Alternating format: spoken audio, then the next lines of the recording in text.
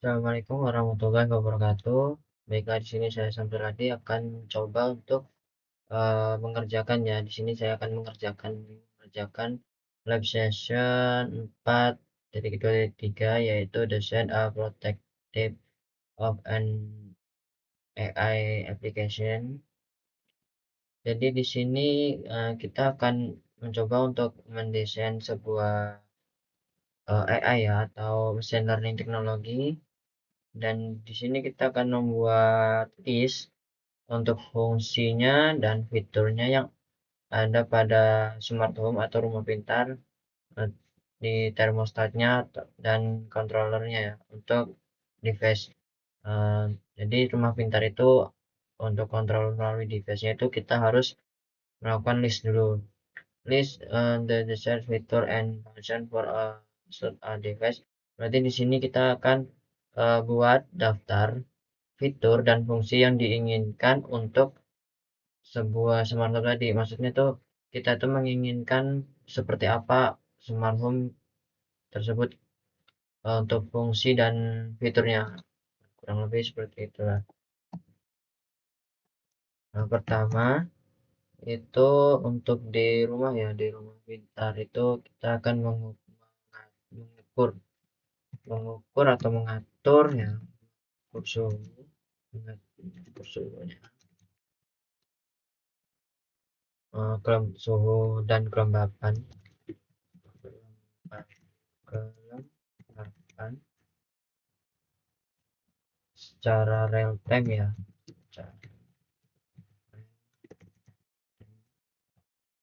Lalu kita fiturnya lagi mempelajari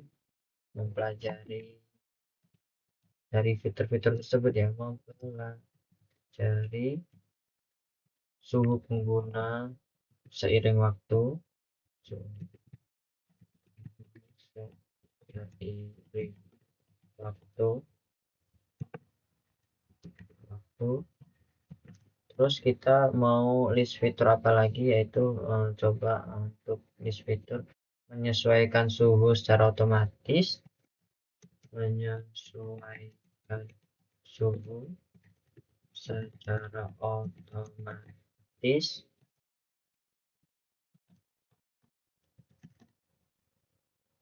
deteksi kehadiran penghuni rumah atau deteksi orang ya, karena kan orang itu termasuk kayak merubah suhu ya. Semakin banyak orang yang berada dalam rumah, maka suhu itu akan naik, jadinya panas. Makanya kadang kalau misalnya kita dalam satu ruangan itu ada banyak orang, kita merasa seperti gerah ataupun panas. Kita kita akan untuk deteksi deteksi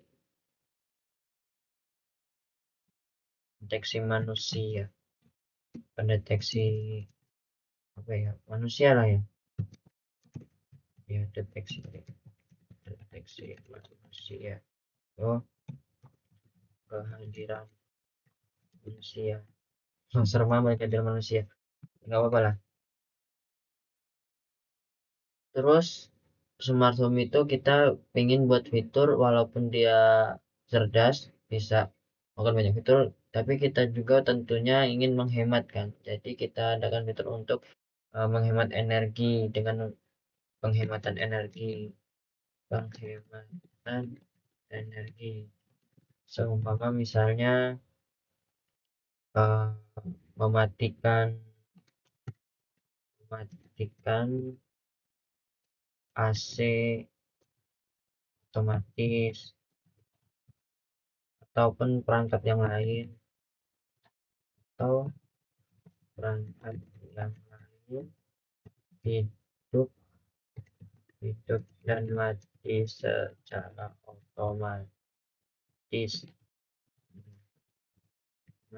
Jadi kita bisa melakukan efisiensi daya ya, penghematan daya, nggak terlalu boros. Kalau misalnya dia tuh otomatis, misalnya udah suhunya AC nih, suhunya udah terlalu dingin, nanti AC-nya mati. Atau suhunya pas lagi panas, AC-nya hidup sendiri. Jadi kita tidak melakukan manual ya. Kalau misalnya manual, kadang tidur AC-nya nggak dimatiin, boros gitu kan. Terus kita juga ingin si smart home ini memberikan suatu kayak informasi gitu, kayak laporan, data laporan suhu eh, selama berapa ya? Ya bisa kita atur lah selama beberapa waktu gitu, selama beberapa waktu tertentu. Jadi kita bisa lihat nih hari ini itu suhunya berapa, besok suhunya berapa. Jadi kita bisa tahu, ataupun hari ini suhunya berapa gitu.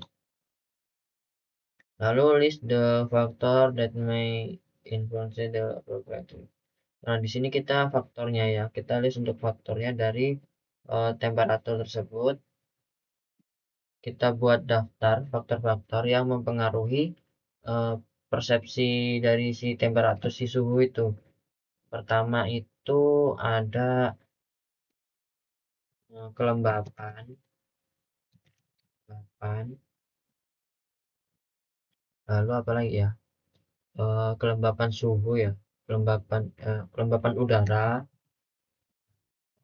terus ada lagi aktivitas fisik ya tadi, karena mungkin jadi kan kita kan di sini kan ada untuk pendeteksi manusia ya, kehadiran manusia ya, manusia, deteksi kehadiran manusia. Jadi kita di sini adakan untuk aktivitas fisiknya, aktivitas fisik fisik pengguna ataupun manusia, jadi pengguna atau manusia yang ada di rumah itu. Lalu kita coba untuk suhunya udah, kelembapan udara, cahaya ya, cahaya matahari, kita juga butuh dari situ, dari langsung ke ruangan, yang langsung ke ruangan,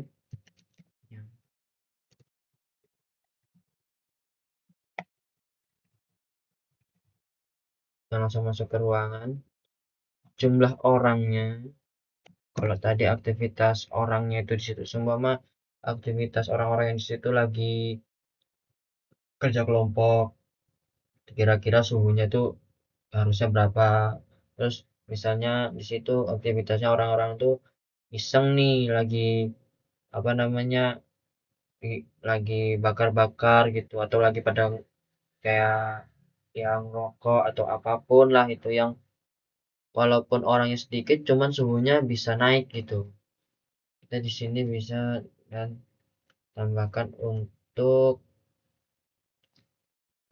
orang, dalam jumlah orang ya, aktivitas tadi kita tambahkan untuk jumlah orangnya.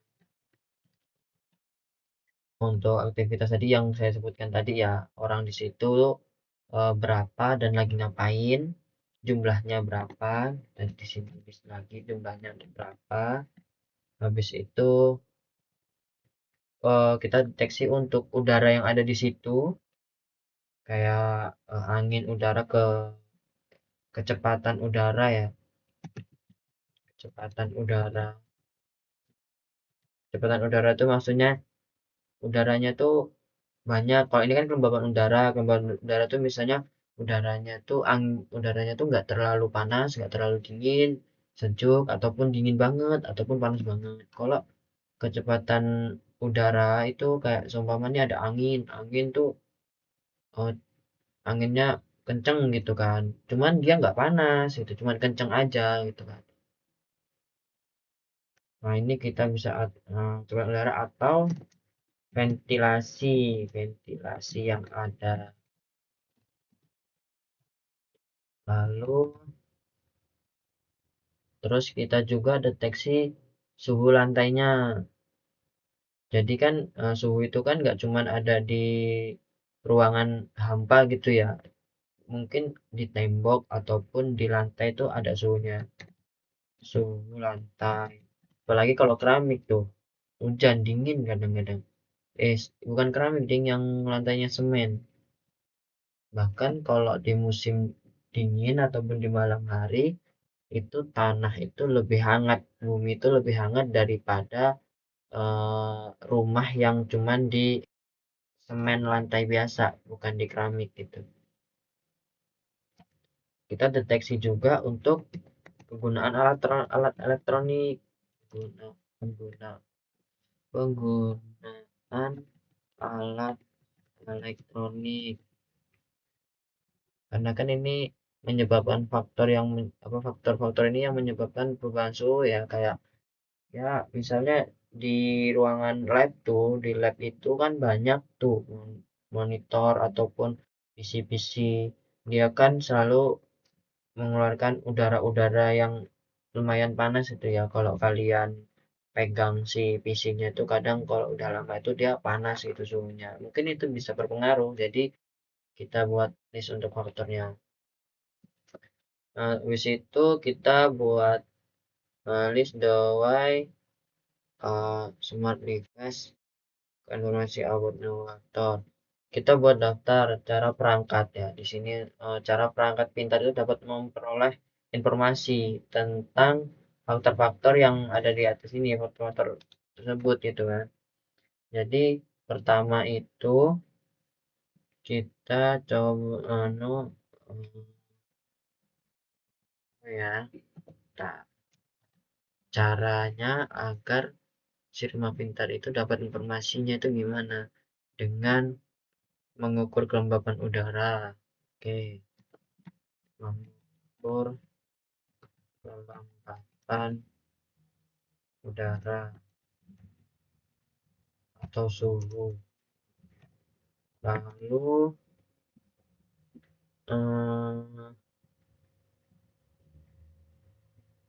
kayak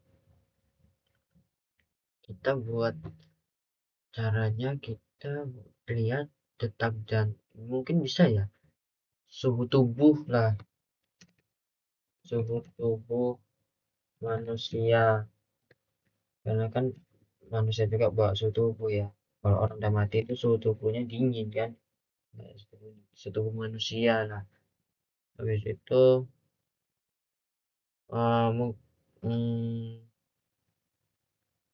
kita ini mengukur kelembapan ini kita menggunakan sensor sensor sensor sensor kelembapan ya, sensor kelembapan untuk mengukur kelembapan suhu atau udara. Terus sensor apa ya yang buat deteksi suhu tubuh manusia, sensor gerak, bukan sensor iya mungkin ya, sensor gerak atau sensor kehadiran, sensor gerak atau sensor kehadiran. Kita butuh juga itu untuk cek suhu tubuh manusia. Hmm, bukan suhu tubuh kayaknya. Sensor gerak atau sensor ini untuk mendeteksi. Oh enggak, kita enggak butuh ini. Kita butuh data data dari variable device ya, atau detak jantungnya ya.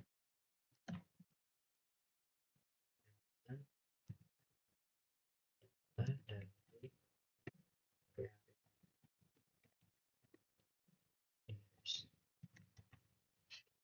ini kita butuh itu untuk mendeteksi detak jantung manusia.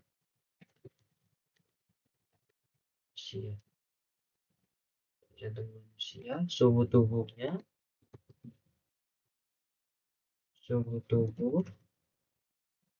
terus aktivitas fisik,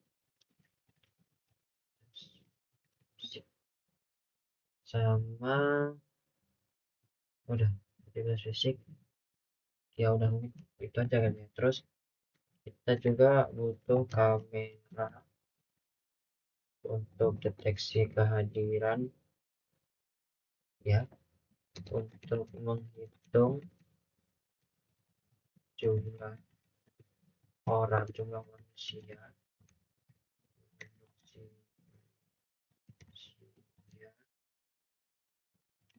lalu kita juga butuh data cuaca untuk suhunya, ya itu kan butuh juga ya, data cuaca online dalam artian yang paling terbaru. Dan namanya online tuh kita bisa dari yang terbaru ataupun yang sudah lewat, atau bahkan bisa memprediksi untuk kedepannya untuk mengetahui cuaca. Ini cuaca. Terus sensor suhu ruangan yang di dinding ataupun di lantai. Kita butuh juga karena tadi kan di sini tuh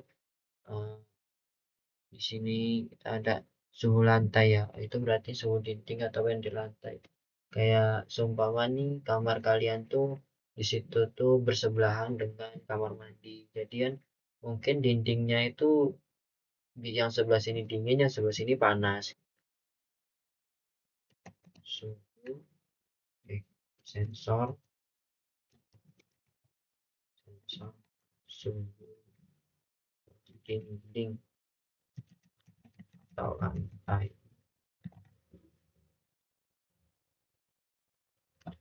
Nah, di bagian 2 ini desain komponen required for IoT application with AI. Nah, di sini kita coba untuk komponen apa sih yang kita butuhkan gitu kan untuk smart thermostat ini, untuk si apa suhu, untuk mengatur suhu itu kira-kira kita butuh apa aja gitu.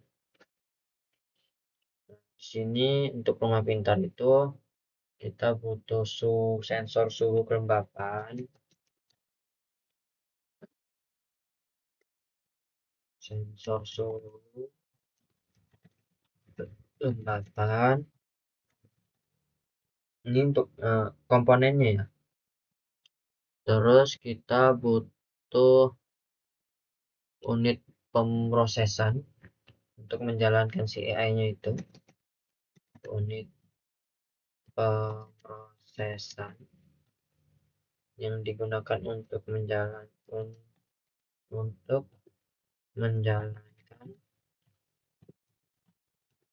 si AI yang ada di rumah tersebut atau mesin learning. Terus kita membutuhkan juga untuk model komunikasi dari antar device atau antar perangkat, ya, kita butuh model komunikasi juga. Di sini kita bisa menggunakan WiFi dengan jaringan ataupun Bluetooth, ya. Bluetooth bisa juga untuk komunikasinya. Terus kita butuhin aktuator.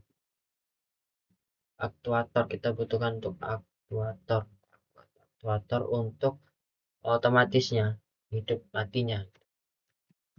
Aktuator untuk menghidupkan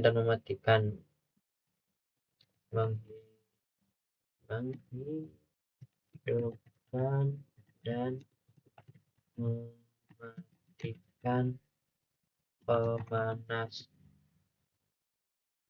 atau AC. Kita kan menggunakan sensor suhu, ya, otomatis biar otomatis itu matinya. Terus aktuator udah, kita menggunakan layar atau aplikasi untuk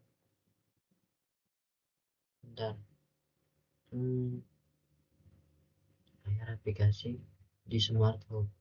Kira-kira antar muka pengguna, ya, jadi nggak setiap orang bisa menggunakan rumah tersebut. Ibaratnya bisa untuk keamanan lah, keamanan untuk rumah tersebut kita butuhkan untuk aplikasi mobile atau layar. Jadi ini berfungsi untuk keamanan, kayak mau masuk rumahnya itu ada, kita harus nampilin muka, sensor jarinya atau sensor mata gitu kan, wajah, pengenal wajah gitu. Terus kita juga membutuhkan untuk komponennya itu kita membutuhkan data penyimpanan lokal ya, penyimpanan lokal yang tujuan ya biar kita tuh tahu perubahan setiap, biar nanti ada grafiknya gitu. Di situ yang paling penting kita butuh power supply.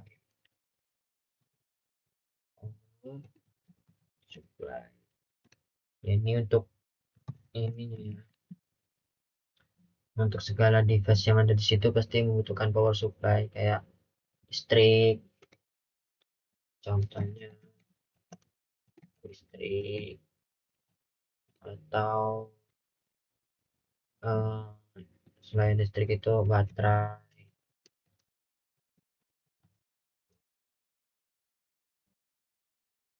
We to list the process and operation of smart thermostat controller.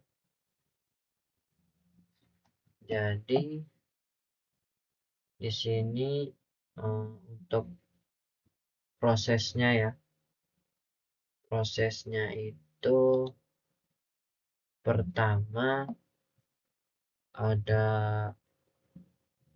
bentar, proses dan operasi si suhu dalam ruangan tersebut. Kira-kira gimana itu? Berarti kan dia menganalisis ya, menganalisis,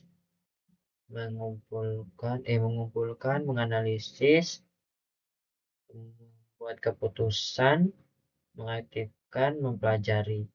Ya, jadi satu, pertama dia mengumpulkan data, habis itu dia setelah datanya terkumpul, data sensor ya, data dari semua sensor, situ dia mulai menganalisis si AI-nya tadi,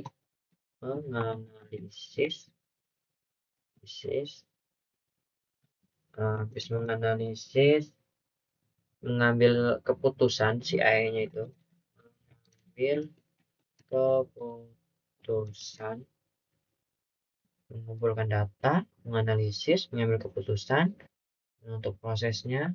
Habis itu, habis dia mengambil keputusan, berarti dia udah tahu harus ngapain. Tinggal dia itu ibaratnya kalau seumpamanya di sini pemanas ruangan atau AC ya. Di sini menghidupkan atau mematikan, menghidupkan atau mematikan perangkat, mematikan ya perangkat, jangan perangkat alat seperti menghidupkan atau mematikan alat, bisa alat ini bisa alat ya, perangkat, device seperti contohnya ya pemanas ruangan atau AC. Jadi kalau misalnya si apa namanya, smart thermostat ini, si AI-nya itu tadi dia tuh pertama mengumpulkan data sensor, data sensornya dikumpulin, kalau udah dikumpulin dia dianalisis, kira-kira nih dipelajari lah, dianalisis, dipelajari, habis itu dia mengambil sebuah keputusan antara akan menghidupkan atau mematikan si alat tersebut. Kayak seumpama di sini AC ataupun pemanas ruangan. Dia tuh baca dulu sensornya, dikumpulin dulu data-data suhu yang ada di situ, dianalisis, habis itu dia mengambil sebuah keputusan. Ini cocoknya dimatiin apa dihidupin gitu. Lalu memberikan sebuah laporan. Sebuah laporan. Kayak contohnya nih, dia udah hidupin AC.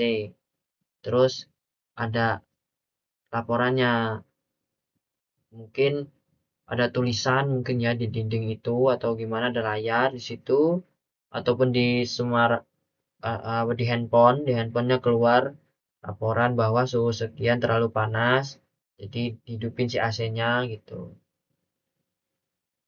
Terus itu dia sinkronisasi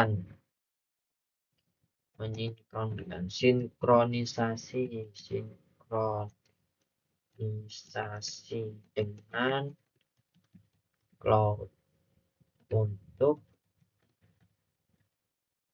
backup dan proses lebih lanjut.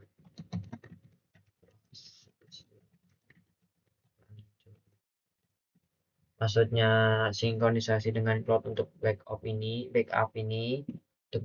jadi dia itu kalau udah semua udah dilakuin dan buat laporan, dia menyinkronkan dengan cloud untuk sebuah backup. Jadi untuk proses selanjutnya dia itu tuh udah kayak ibaratnya tuh udah punya memori sendiri gitu loh.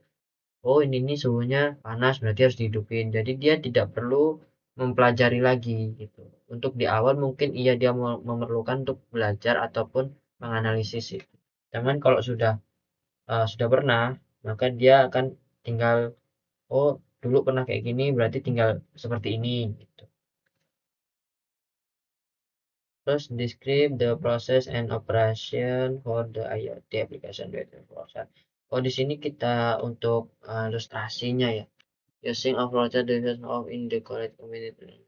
Nah, jadi dia kita tuh disuruh buat ilustrasi gimana sih cara kerja si sensor dalam rumah itu gimana gitu kan. Kayak eh, kita tuh suruh buat diagramnya untuk menjelaskan aliran data ke cloud-nya gitu. Ataupun ya ibaratnya tuh kita suruh ngasih proses untuk flowchart-nya, diawali dari mana dan bagaimana. Ini bentar,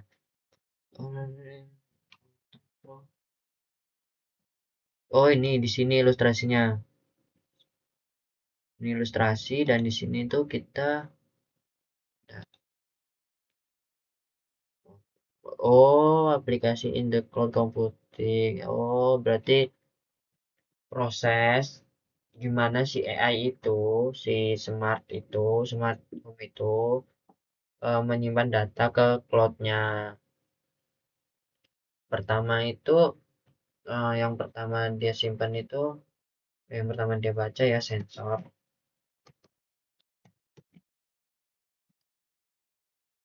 suhu atau kelembapan. Habis itu dikirim dikumpulkan data lingkungan, kumpulkan data lingkungan. Habis itu habis data lingkungan, proses awal di perangkat IoT,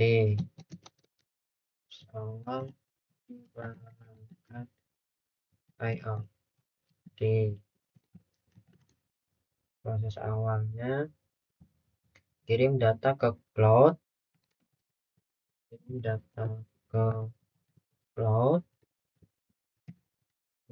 masuk ke cloud, uh, model si AI tadi, model AI atau machine learning tadi, dia menganalisis data. Habis menganalisis data, kirim hasil keputusan,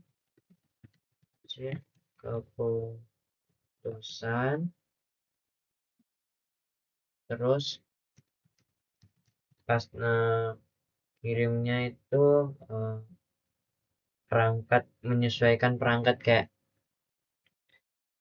kita cek kelembapan nih. Jadi kan si pertama itu dia membaca suhu, sensor suhu dibaca, habis itu dikumpulkan data lingkungannya, habis itu proses awal di perangkat IoT, kayak seumpamanya ya proses awal di IoT itu kayak dia tuh jadi satu datanya situ, dikirim makan, habis itu dikirim ke cloud, habis dari cloud itu ke model si AI-nya tadi, di AI itu dia dianalisis, habis dianalisis dikirimlah sebuah keputusan. Nah, keputusan ini dia akan kirim ke perangkat yang sesuai dengan hasil analisis. Contohnya nih, pertama itu suhu kamar dikumpulin datanya, ya data dari lingkungan si kamar itu, data dari lingkungan ruangan itu, ataupun ya lingkungan rumah itulah dikumpulin. Terus itu proses awal di perangkat IoT, ya dari perangkat IoT itu kan udah dikumpulin masuk ke perangkat IoT, dari perangkat IoT itu dikirimlah ke cloud. Nanti kalau habis dari cloud, dia dikirim lagi dari IoT cuma ngirim data lewat cloud itu menyambungkan ke AI. Nah, di AI itulah ada namanya proses penganalisis yang akan menghasilkan sebuah keputusan. Nah, keputusan itu akan dikirimkan ke perangkat yang sesuai dengan hasil analisis. Seumpama hasil analisisnya itu panas gitu kan, data ini nih sekian itu panas, berarti data itu akan dikirim ke si AC, agar apa, agar AC itu hidup gitu, agar suhunya itu jadi nggak panas lagi gitu. Nah, inilah baru kita coba untuk ilustrasinya. Pertama habis mulai kita satu ya, mulai di situ baca suhu dan kelembapan, suhu dan kelembapan. Habis itu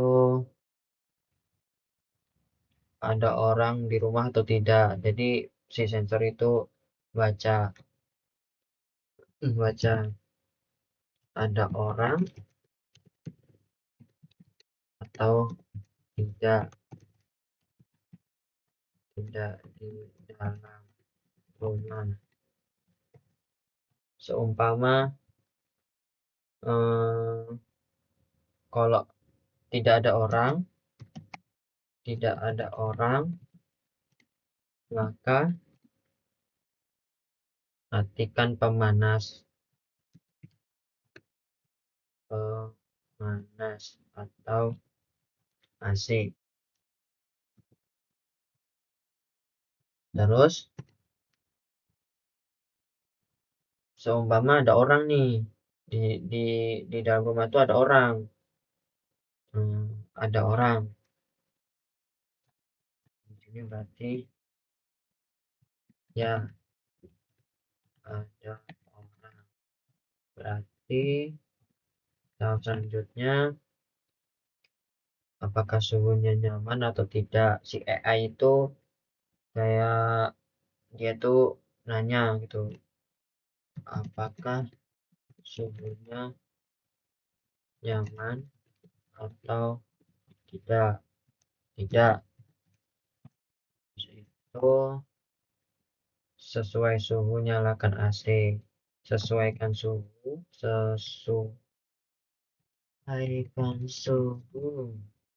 Si AI menyesuaikan suhu, lalu dia akan menyalakan AC. update data, untuk update data dan pelajari pola. Terus selesai. Nah, gambarannya seperti ini. Mulai dia membaca suhu, habis itu dia membaca juga ada orang atau tidak di dalam rumah tersebut. Di sini saya amankan ya ada orang. Lalu dia mengeluarkan sebuah output. Apakah suhunya nyaman atau tidak? Tidak. Berarti kan dia tuh bisa diatur lewat suara mungkin ya.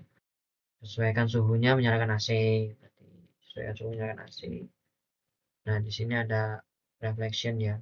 Kayak how is component provide the brain power yang paling overpower dari sistem yang kita buat tadi, kayak dari AI-nya tadi itu learning and the adjective. Menurut saya yang paling overpower komponennya komponen yang menyediakan kekuatan otak untuk pembelajaran dan kemudian menyesuaikannya. Ibaratnya itu namanya rumah pintar ya, rumah pintar kita harus membutuhkan kecerdasan buatan AI tadi yang mesin atau alatnya CPU processing apa sih prosesornya ya, prosesornya itu yang menurut saya paling overpower. Sensor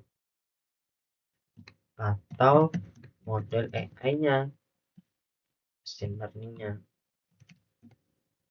Kayak kita tuh mau pakai AI kan banyak ya, ada Gemini, ada contohnya saja ada Gemini, ada ChatGPT ataupun yang lain.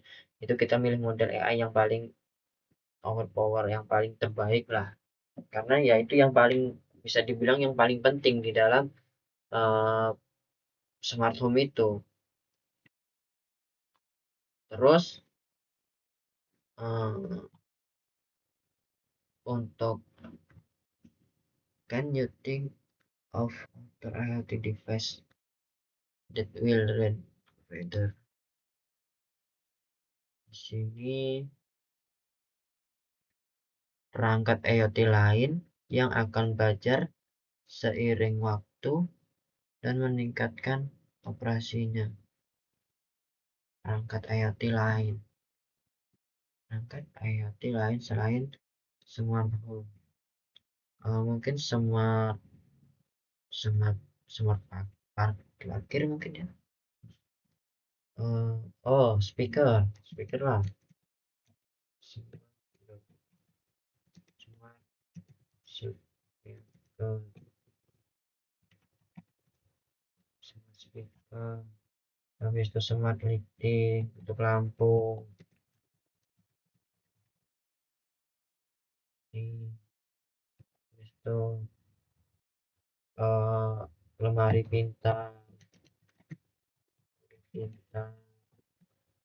kulkas pintar. Habis itu kalau smart watch udah ya bisa sih.